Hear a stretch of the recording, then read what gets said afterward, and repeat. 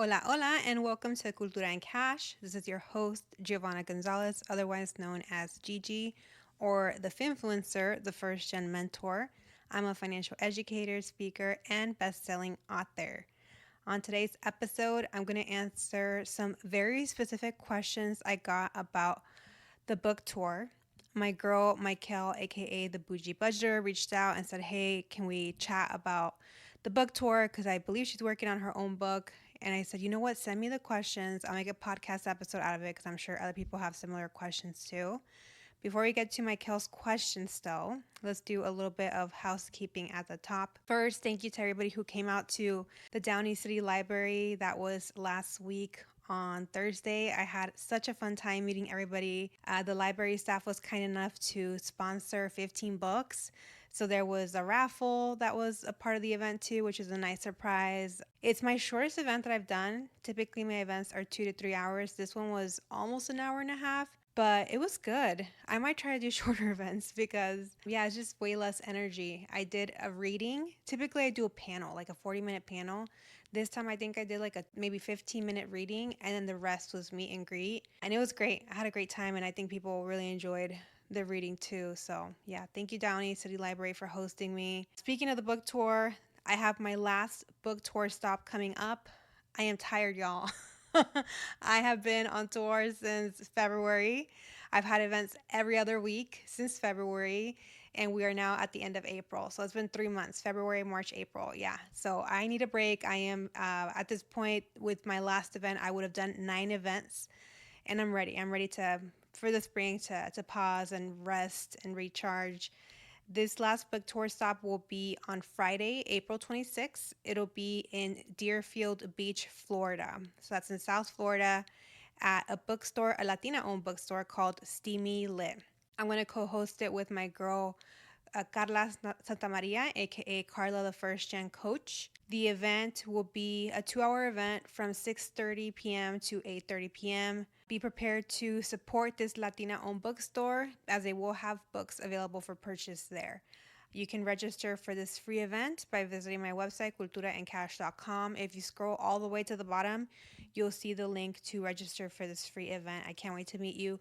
This will be my only planned stop in Miami. I don't plan to go back to Miami later this year. I am going to have a second leg of the tour for the fall. I'm probably going to hit up New York City again. I'm probably going to hit up Texas because I've been getting a lot of requests for Texas, but I don't plan to be in Miami again. So again, if you are in Miami and you're like, "Oh, I don't want to drive all the way to Deerfield Beach," pull up because I may not be there later this year. We'll see, but I'm not planning to. And then, even though I'm going to finish my book tour, I'm excited that I'll be helping my girl Janice promote her book, Financially Lit. She will be doing a book tour stop in Chicago on May 7th. Her book, Financially Lit, will be out on April 30th. So please pre-order it wherever you get your books to support her book. And save the date so you can come out to our live event on May 7th. I'll be hosting her. We'll have a short panel discussion, and then she'll do a book signing and a meet and greet. So that'll be really fun. That'll be in Logan Square on Tuesday, the evening of Tuesday, May 7th. Lastly, if you're a part of my email community, I did send out instructions on April 10th about how to enter the giveaway that I'm doing for my email list only, which is to win one of the 3 VIP PR boxes that I am giving away. They're valued at $145. I will be resending the email because I know a lot of people joined after the 10th. So you will still get an opportunity to enter the giveaway, but just keep an eye out in your inbox this week. Because that email will be resent probably by Wednesday. So you'll still have an opportunity to participate in the giveaway, even though you joined the email list late. That's okay. I forgive you. The giveaway runs through April 30th. So you'll still have like about a week to enter. All right, I think that's all the housekeeping for today. Let's go ahead and move to Michael's questions. She asked very, very good questions. There are 12 questions. A lot of them I can answer thoroughly. A lot of them I couldn't. So you'll see which ones very quickly. All right. First question from Michael. Do you think it would be best to book locations first and then seek sponsors? To be clear, I did not have a sponsor for this book tour. I self-financed this book tour. When I knew I was going to have to start promoting the book. I thought about the idea of having my brand sponsors sponsor a book tour or a book tour stop or maybe the entire book tour. And I mentioned it to my brand manager. I've been with her for 2 years now. Shout out to Influence with Impact. And she said, you know what? I don't think the ROI is there for the sponsors. So I wouldn't focus too much energy if you don't have the time right now to be pitching to them because I don't think it's going to work out. She says, what I would focus on is keep getting brand deals, keep getting the influencer money, save that money and self finance it. So I took her advice and I did kind of like test the waters a bit. I sent out a couple emails probably, when was it? December? Yeah, my book launched in January. So in December, probably not the best time because people are, like starting to head out for the holidays, zone out for the holidays. But I sent out a couple of emails to kind of gauge interest of, hey, who did I try to contact? I contacted Fidelity, Experian. I'm trying to think of other past partners that I've worked with. And I just said, hey, I'm promoting my book. Are you interested in collaborating? And the only one that I really heard back from was Fidelity, and that was because we had done an IG live, and their response was, "Yeah, let's stay in touch. Let's see how the book launch goes." So to me, that means it's more like let's see if the book is successful, and then we can stay in touch later to kind of see if it makes sense. So the door wasn't completely closed, but it just wasn't like a yes, sign us up. So I kind of got that vibe just from, again, getting limited response from my other brand partners that jumped at the ability to sponsor me for a video on my socials, but again, weren't very interested in a book tour. And again, I think it's because the ROI isn't there the same way that it is for social media. So I, again, to clarify, did not have sponsors, although that shouldn't dissuade you from pitching if that's what you're interested in doing. Um, Let me see here. I do plan to pitch potential sponsors this summer now that I have proven success from this 9 stop book tour. Hopefully it'll be an easier pitch, but I'm not holding my breath, honestly. I mean, if I can get a sponsor or two, that'd be great, but if not, I'm going to piggyback off speaking clients. So when I do speaking clients during Hispanic Heritage Month, I will add an extra date to my visit to be able to do a free event at a library or a low cost event at a Latina-owned bookstore, something like that. But yeah, if you have time to pitch, I definitely encourage you to. Don't let my experience dissuade you from doing that, especially if you have strong relationships with your past sponsors. I would definitely start there and let them know that this is an extension of your brand and you'd like their support. I would definitely source a spot first and be able to come up with the cost, right? To be able to tell them this is how much it would cost for you to sponsor my book tour event or my whole book tour, whatever it is. And question number 2, what it says, how were you moving the books? Did you have them shipped to the location prior to the event? This is such a good question. So you don't want to deal with the headache of moving books around. Books are heavy and they're just not fun to lug around. I only did it twice. So I did it with Latina Fest, and because there you were encouraged to sell your books, right? You had an author's booth and people were there just kind of looking around, meeting new authors, taking pictures with them, and possibly buying their book. So there I took 200 copies of my book. I did Latina Fest was kind enough to let me have the books shipped directly from my publisher to one of the hosts' home. So then the host took it with her the day of the festival. So that was really helpful as opposed to like me having to bring them from Chicago or I don't even know where I would have sent them to LA. So that was really, really helpful. But I will say I did not sell all the books. So I still had 7 full boxes to carry with me, to lug with me when I was done with Latina Fest. And that was hard. And then it started raining. it was hard. And I'm just like, I am way too fabulous for this. So again, I wouldn't, and Michael, you're fabulous too. So I don't think you would like that experience. I did have a TaskRabbit. Ooh, let me add that note because that was a good note for one of the questions that you asked me for what kind of support. Team members. Okay, TaskRabbit. Oh, I'm glad I remembered. I did have a TaskRabbit to help me sell books during the booth or when I had the booth, but I wasn't smart enough to have her afterwards to help me carry the books back. and lesson learned. It's just better to pay the TaskRabbit another hour to be able to get that support as opposed to you doing it on your own. The other event where I did have books was I did a panel event with Latina Sweat Project here in Chicago. I was okay with transporting. I think I had 20 books because it's in Chicago, right? So I just packed them into the Uber, and then Margarita's boyfriend helped me with the books up the stairs. So it wasn't bad. If it's like in your town, it's not bad. But yeah, if it's out of town, out of state, I would really try to stay away from that. So instead, what I did is I would have events and I would encourage my readers to bring their own book, BYOB. So I encourage them to buy the book in advance from their favorite online retailer, or even better, if they could support their local bookstore, bring the book with them, and then that way I wasn't responsible for lugging any books and they could get their books signed. I would end up bringing a few copies, mostly hardcover copies, because I had them on display. Because I have hardcover copies of the book and I have paperback copies. And the paperback you can't really like stand it up well. So the hardcover copies, they're really good to put on display. And I always found that people would say, "Oh, are these on sale too?" Because they're nicer, right? The hardcovers are much nicer than paperbacks. So those will always end up getting sold. So I would bring like 5 or something, just a few, a handful. Not where it was like an inconvenience to carry them. But yeah, you do not want to deal with the headache of having to lug books around. If you do, make sure to hire an assistant for the day to help you carry them.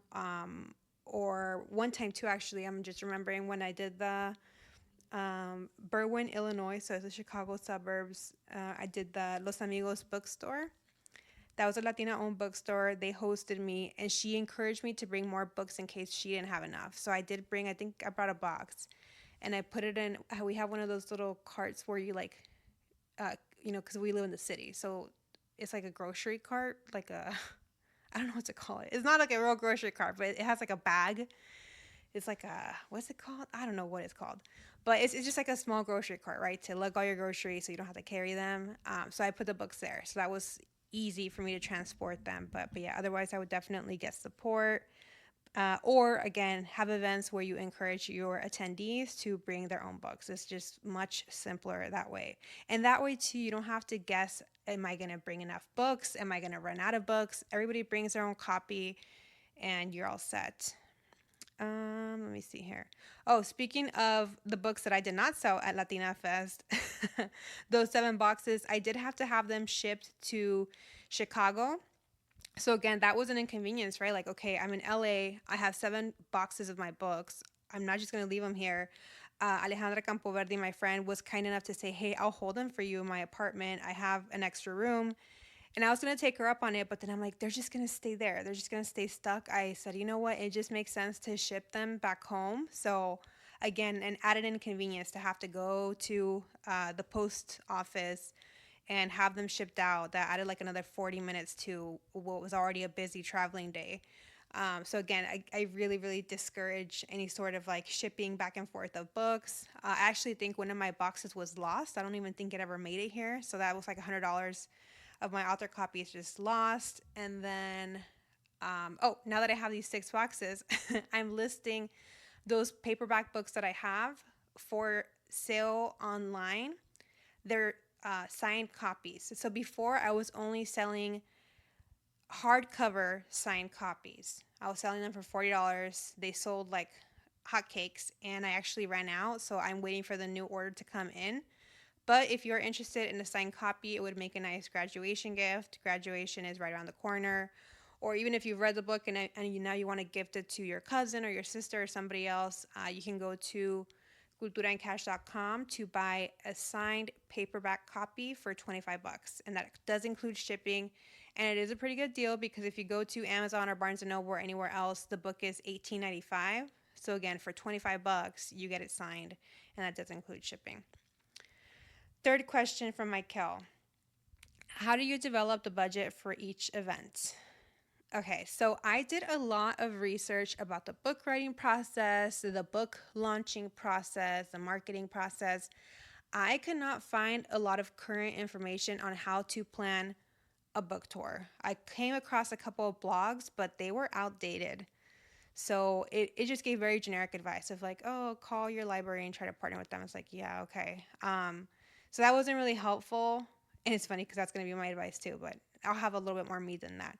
But so yeah, so I didn't get any info on any sort of budget. So I had put aside about $10,000 of business money for a potential book tour, right? And I spent about $7,000 of that because I had one New York City stop, and I was in New York for like 4 nights, and that's expensive. And I was in a nice neighborhood because I didn't want to be too far from where I was supposed to be. So my hotel was almost 2 grand. It was like $1,800 or something. And then I had two stops in LA. So between the two stops in LA, the one stop in New York City, all my other stops have been in Chicago. I have spent about $7,000.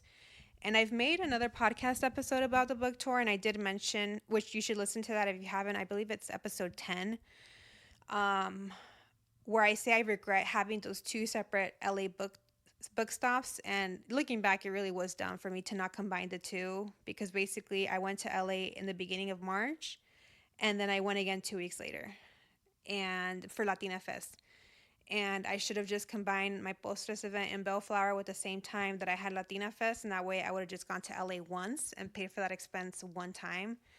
But I didn't want to bother Gabby with like having to reschedule, but I know that it probably would have been fine, and it would have been a lot easier on me. I would have saved a ton of money on not having to travel to LA twice, and also the energy of flying from Chicago to LA. That's a longer flight than, let's say, going to New York or something. So that's my bigger regret, not combining the two.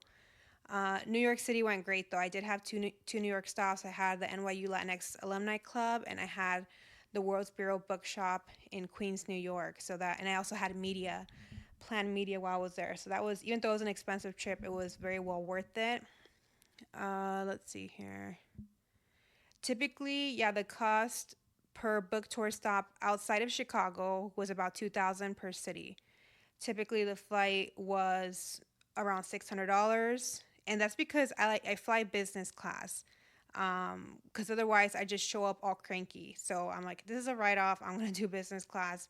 Sometimes it'd be a little bit more, maybe 900, but yeah, around $600.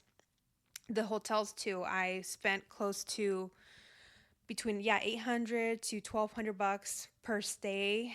Again, New York was really expensive, but that was the outlier. And I did choose hotels, not the swankiest hotels I could get, obviously, but definitely comfortable, like Marriott's, right? Comfortable, clean, and very well located to the places I was going to be at because I didn't want to deal with traffic or delays. So that's what made the hotel costs be a little bit more expensive. And then I also had meals and Ubers, taxis, or possibly a rental car. So that would be like another $400 at least. So again, that totals up to like $2,000 per city. If you are looking to do it on a budget, you can definitely. And I had people that were like, "Hey, you can stay with me when you come to LA, right? So that you don't have to pay for a hotel." And I'm glad that I had people that were kind enough to open their home to me. But for me, I just knew that I needed that space to be able to decompress from traveling and to have my own space. And I'm like, this is a write off anyways. Let me just pay for it. But yeah, if you need to do it on a budget, then that would be a good way, right? To get in touch with your friends and, hey, can I crash one night at your place while I'm in town to promote my book? And you save a lot of money on the lodging costs that way. So it just kind of depends on what you're comfortable with and what your budget is. Let me see here. Question number 4. Would you suggest having the event paid ticket? Wait, hold on. Would you suggest having paid tickets for the event? I think the question was written a little wrong. Let me take a sip of water. I'm a little thirsty. I am very passionate about this question because I've clashed heads with a lot of community leaders over this because a lot of community leaders are like, this stuff should be free for our community. And I agree, but I have had several events in Chicago that predate the book tour. And I have found that the free or very, very low cost events were the least attended ones. Where the events where we charge 20, 25 bucks, 40 bucks for people to attend, people took it more seriously because they had skin in the game, so they would actually show up. So I've learned, me and my friends who host events here in Chicago too, yeah, typically $20 or $25 is a sweet spot. Where again, it's nobody's gonna go bankrupt over 25 bucks, but it's still enough where if you're second guessing like, oh, should I go to this event? You're like, oh, well, I did buy this ticket, I might as well go. So, and if they didn't show up, then at least it would cover the venue and whatever snacks or drinks were bought for that person. So yeah, because otherwise you're gonna be left out of money. So yes, I highly recommend that you have paid ticketed events for your book tour. Let me see. And again, the cost I think that would make sense would be 20 to 25 for me. Um, let's see. There were some book tour events where I was very involved in the planning process. So that was when I did Ravenswood Breakfast House, as a Latino-owned restaurant. When I did Postres, another Latino-owned restaurant slash bakery, and then the Women Wealth and Wellness event with Latina Sweat Project. So because I was more involved in those, I did get a say in, hey, we should charge for these events because otherwise people aren't going to show up.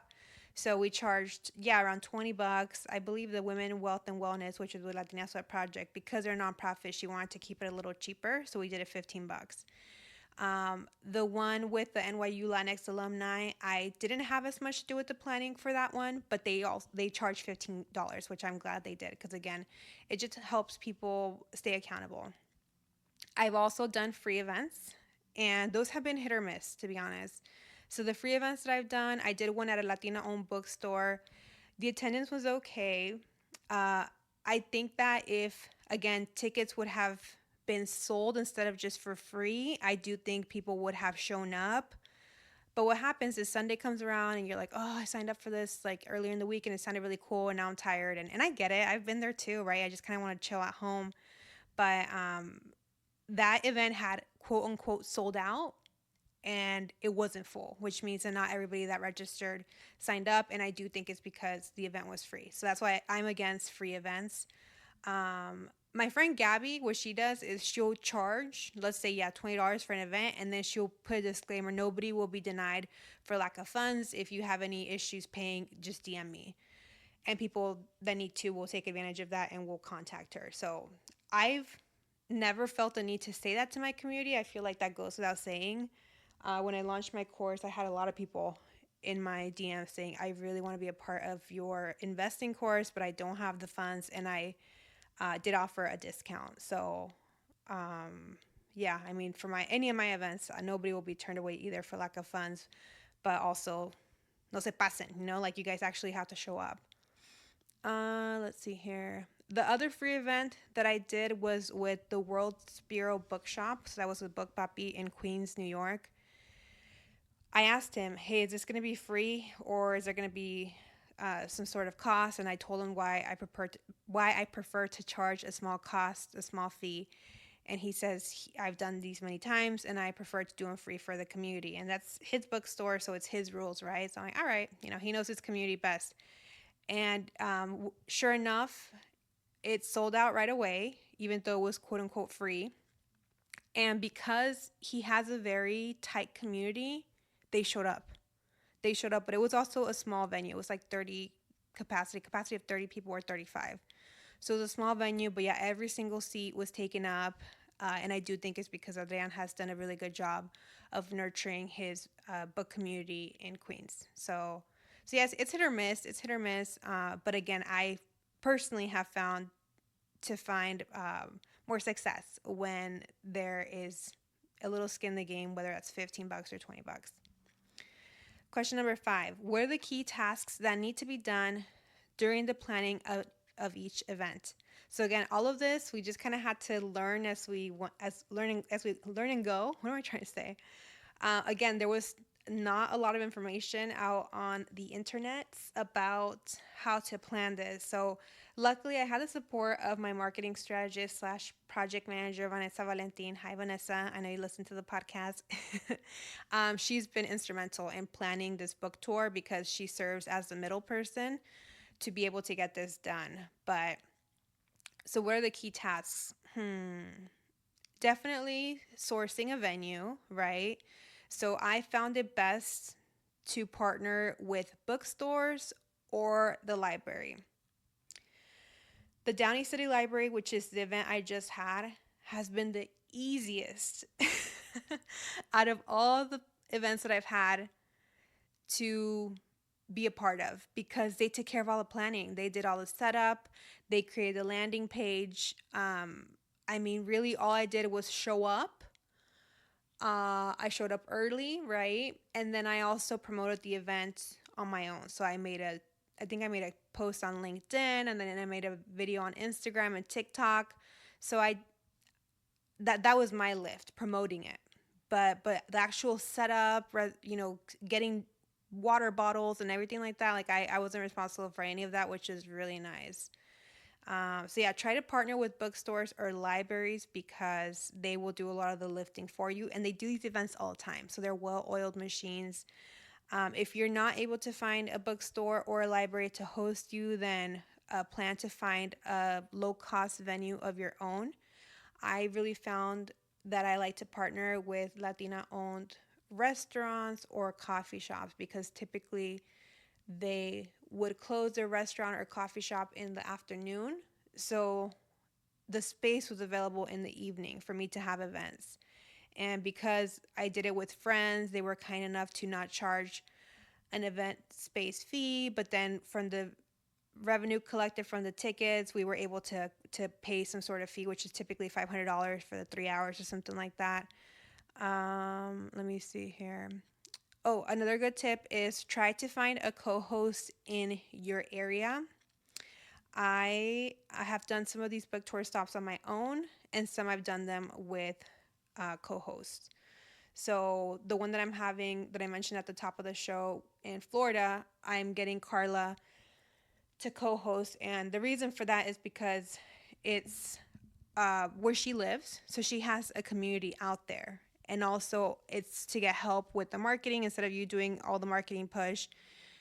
You have a second person to help you with the marketing, and then also Carla knows the area. I've never been to that area, so I don't know what the weather's like. I don't know how people deal with traffic commuting, so she's able to give me insights like that.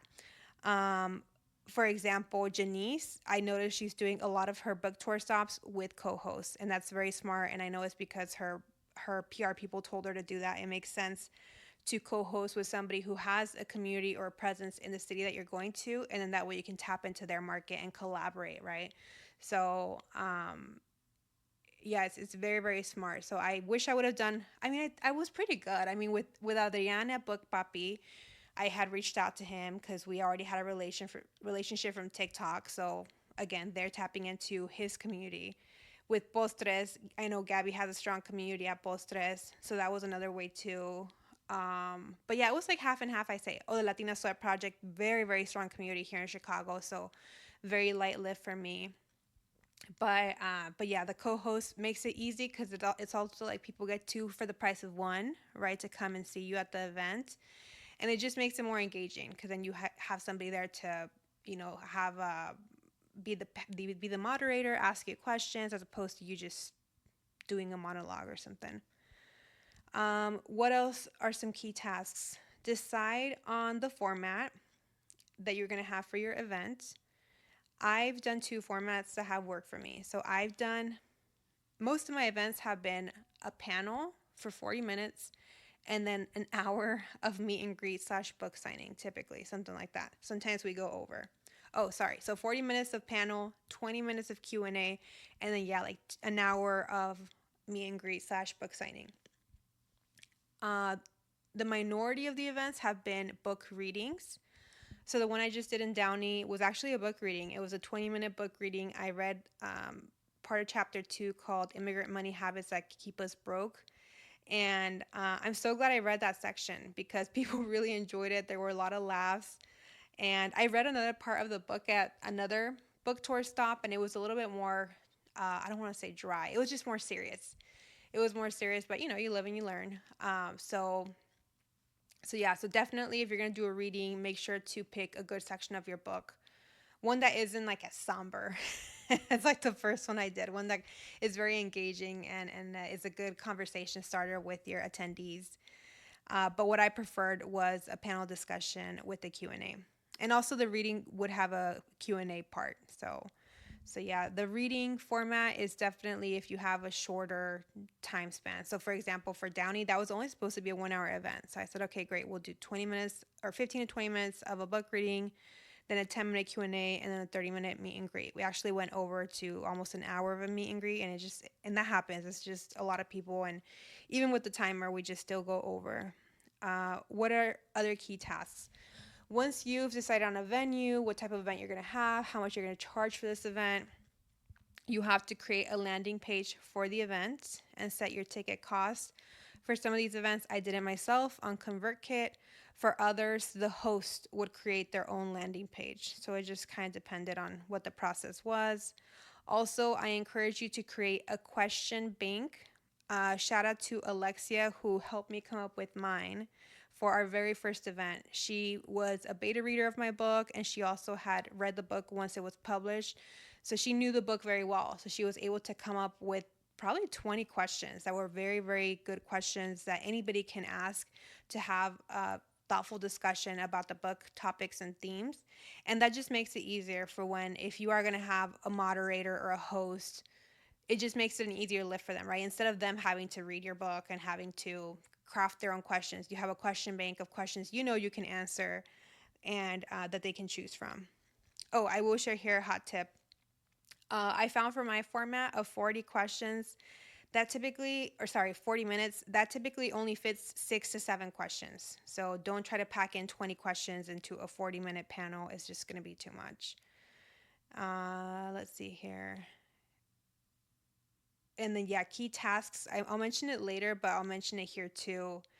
When you're planning an event, if you are going to be somewhere where you're going to have limited support, like for example, at a bookstore or at the library, you're going to have a staff, right, of people that can help you and you have support. But if it's going to be limited support, definitely hire a task rabbit to have an assistant to help you with things like that, or even to capture content, because then the content you can use for marketing on socials.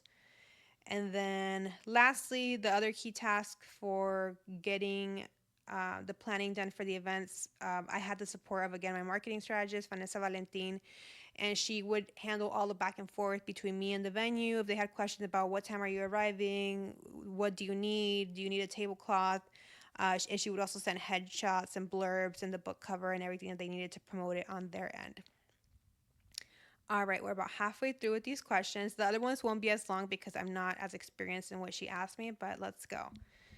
Question 6, what are some personal items to bring during each event? So I believe I've made a LinkedIn post about this, but I'll cover this quickly. Number 1, lots of Sharpies. Do not just bring one because you will run out of ink. So bring a pack of Sharpies. Bring Post-it notes for the attendees to write their name in advance before they get to you in line, because what will happen is they say, oh, my name's Kimberly, and it's a weird spelling of Kimberly, and it just steals time from your interaction. So that way, if they write it down in the post-it ahead of time, you clearly can see it and you're able to dedicate it to them in the correct spelling. So yeah, have post-its ready to pass and pens for people to be able to write their name while they're waiting in line. Have a charged phone so that you can use your phone's timer to keep the line moving smoothly. My very first book tour stop, I did not have a timer. I was just going with the flow, and that wasn't a good experience for my attendees, and because I think the line was like 2 hours long. It was way too long. And some people did stay, but I'm sure some people left. I would have left. I would have been like, oh, this is too long. But yeah, some people waited, and I felt bad, and it was because, again, it was my first time. I didn't know any better, and I had limited access to any sort of planning information. So after that, I learned, okay, let me incorporate a timer and see how that works. And I would tell people in advance before we started the meet and greet, hey, I'm going to have a timer, just to kind of set the expectation and understand that everybody's going to get the same time. If you want to chat again, feel free to get back in line, but this way everybody gets an opportunity to get their books signed, and then they can leave if they need to, right? Because people got lives. Bring water. They'll probably have water for you at the venue, but I just always felt better having my own big water bottle, because you're going to be talking to a lot of people, so you want to make sure that you're hydrated. Bring comfortable shoes. my first book tour stop, again, I wore these very cute blue boots that I got a lot of compliments for. And they are cute boots, but they were not comfortable boots. And my feet were aching the next day. So yeah, I tend to stand for a lot of my events instead of sitting. You can sit. A lot of authors do sit, but I end up standing because you take pictures with people, so you have to stand up anyways. And I just would find it easier to stand up the whole time. So you want to wear comfortable shoes. I would wear sneakers a lot. Recently, a hot tip, I created some flyers with my speaking services because for me, that's where I make my money, right? From my speaking services. I don't make profit from these book tour events. It's just a way to build community, build loyal readers, get the word out about the book because a lot of people would take their friends that had never heard of me or had never heard of the book. Um, and then, so yeah, so I created cute flyers on Canva with my information and my speaking services that people can take with them if they're interested in that. And then I also have bookmarks that have my favorite affirmation on the bookmark, and then the back it has my speaker information. So it's kind of like a mini business card slash bookmark. So again, hoping that can lead to some speaking clients because again, that's my bread and butter as I'm trying to move away from brand deals. Let me see here. Oh, and then last hot tip here, when you're asking me what are some personal items to bring during each event, I this isn't a personal item, but I would suggest you have somebody there help you get B-roll. So I guess that could be added to like what tasks need to happen beforehand. If you can have the staff at the venue support you with capturing videos or photos on your phone so that you can make content with like a voiceover narration or something later, it's just going to help you to kind of keep the book tour promotion alive. And also, it's going to help you to craft a pitch deck if you want to do that later, which we'll talk about that at the end of the episode. So yeah, so for me, I had a lot of friends that would attend. They're like, "Oh, I'll do it for you." So I would trust them with my phone, and they would record content for me. One time, I had Araceli, one of my loyal followers. She was in the crowd, and she took pictures and B-roll the whole time. Um, Other times, I've had the venue have their people and Dropbox me the B-roll. So that'll be important. I wouldn't go as far as to like capture or hire a professional photographer. I mean, you can, I guess, especially if it's a very nice venue. I think I would go through the effort, but a lot of my venues were really small and very intimate, so it just wouldn't make sense for me to have a professional photographer.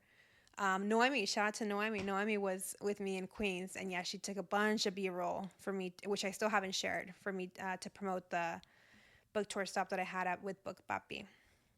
All right, question 7. Besides travel, what are some expenses that a sponsor can cover?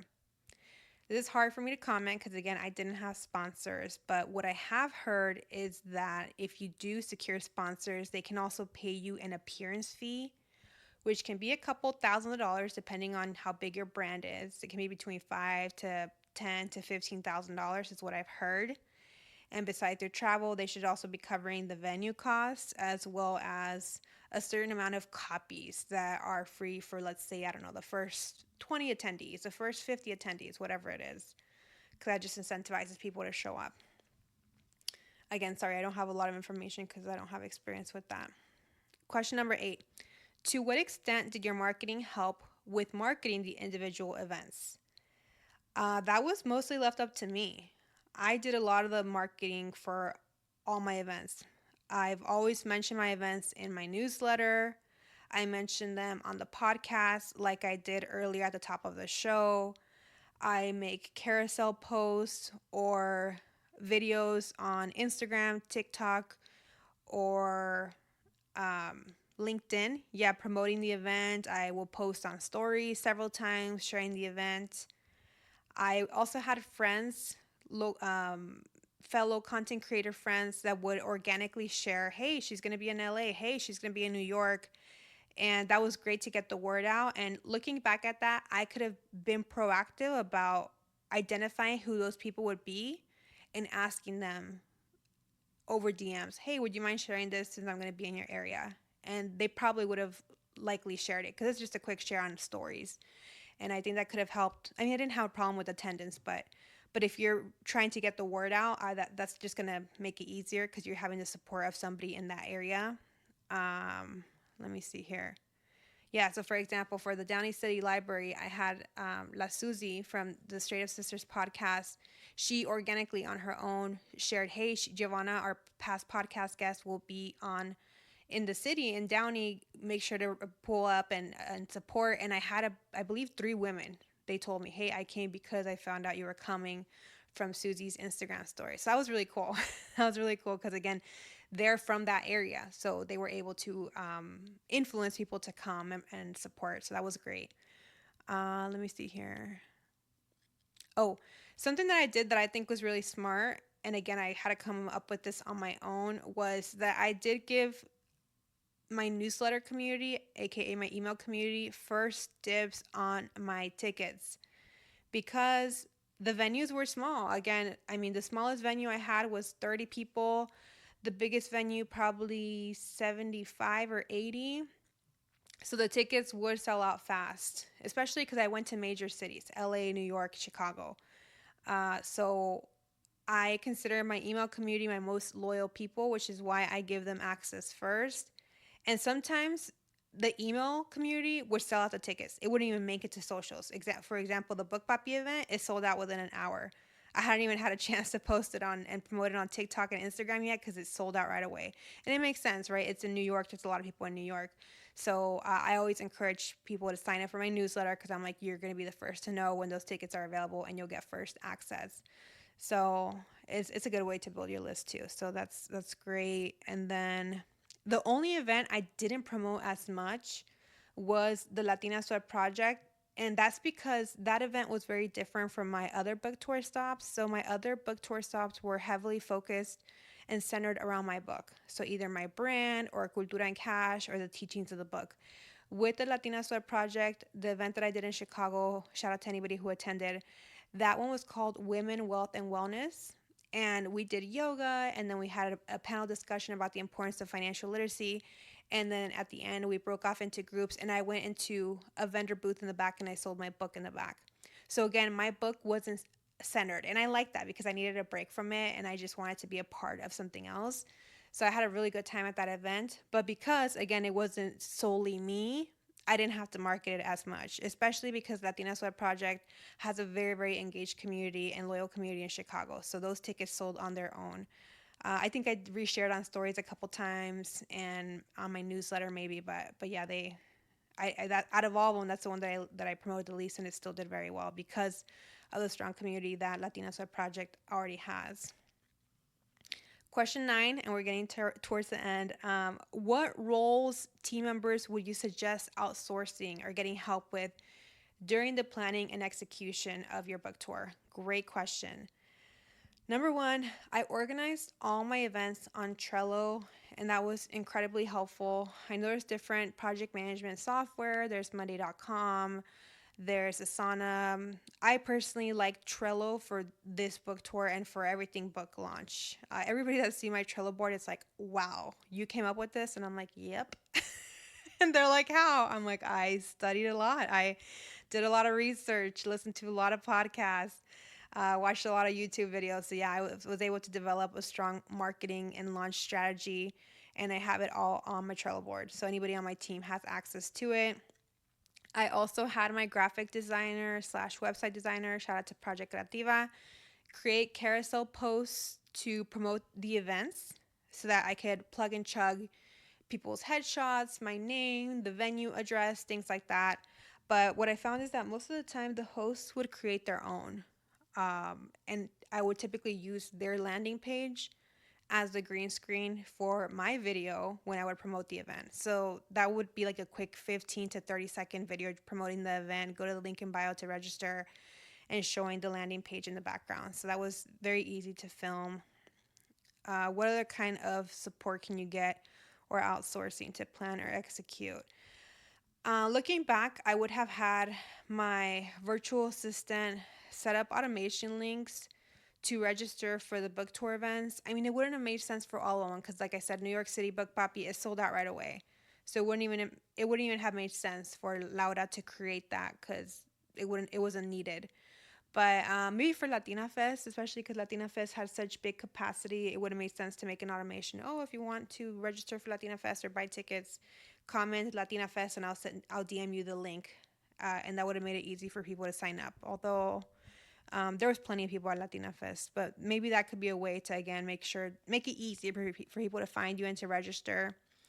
I would also have a virtual assistant pitch you to bookstores or libraries to host you because, again, that's going to be the easiest lift for you, planning wise. If you have a bookstore or a library host you. And honestly, libraries are better because you don't have the pressure of like, oh, I really hope people show up and people buy the books.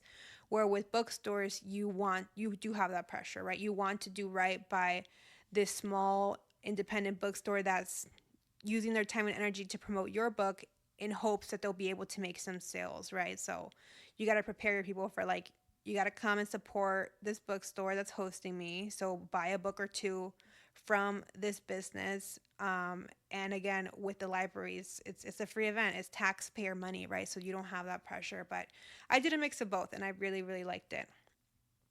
Let me see here. But yeah, I wish, looking back now, seeing how easy it was to work with libraries, I wish I would have had my virtual assistant research libraries in the areas that I was going to be in, and that would have been much easier to plan.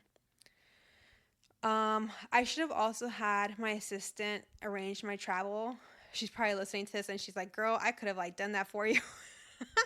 And I know I'm a control freak and I haven't been able to let go of that part. But yeah, believe it or not, that's an extra 30 minutes, right, to the planning process when you're looking for your own hotel, your own flights. If I tell her my preferences, she can do a good job, but I did not source that. I will probably be outsourcing that in the fall.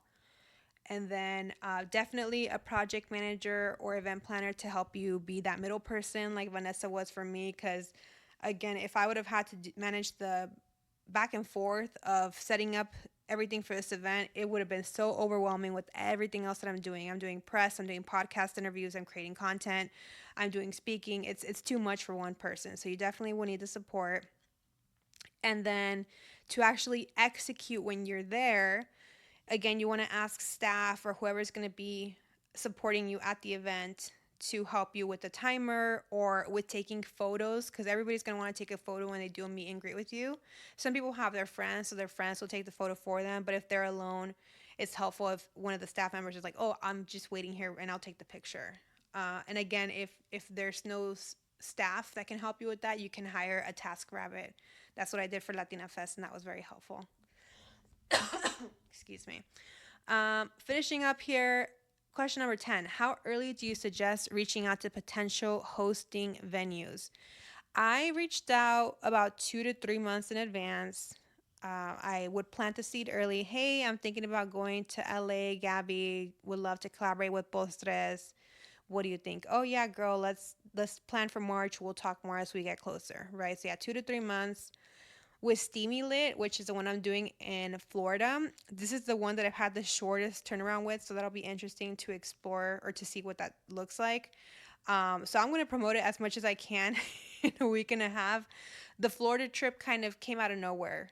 It came because I'm going to Florida because I'm doing a project with Secret Deodorant. So that's why I'm like, oh, let me piggyback on this business trip to also do a book tour stop. So that's why it's so last minute and it's very short turnaround. It also depends on how popular the venue is. So yeah, 2 or 3 months might not be enough if it's a very, very popular venue. Question 11. How early do you suggest reaching out to potential sponsors? Again, this is hard for me to comment, but I would assume the earlier the better. And again, from my lukewarm experiences, kind of gauging people's companies' interest in this, I think they want proven success for the book first before they invest any dollars. And then question 12, which is the last one. What are some deliverables that you suggest pitching to potential sponsors? So again, even though I self-financed my spring book tour, I do plan to pitch to a couple of past brand partners to see if they want to collaborate or sponsor a book tour event or two in the fall. I'm not counting on it. I will still make it happen again with speaking clients if I am not able to get any sponsors. But what we're doing is we're working on an impact report. It's going to be kind of like a pamphlet. It's going to be designed by my website designer. She just is very good at all this stuff. This is something you can do yourself on Canva, but for me, I just have learned to outsource that. So what I will include in the impact report will be screenshots of the Amazon reviews, photos of the events of book clubs holding the books, earned media, some of the quotes that some of this media has said about the book, and then key demographics on the community, because that's going to be really, really interesting to sponsors.